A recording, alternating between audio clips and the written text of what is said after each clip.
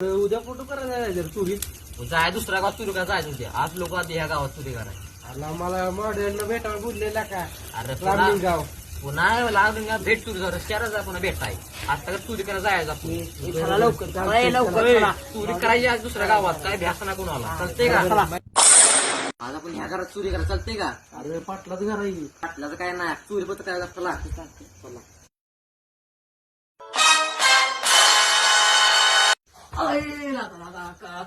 कंबाट बोललं कळते का नाही चवत चाल की जरा चल.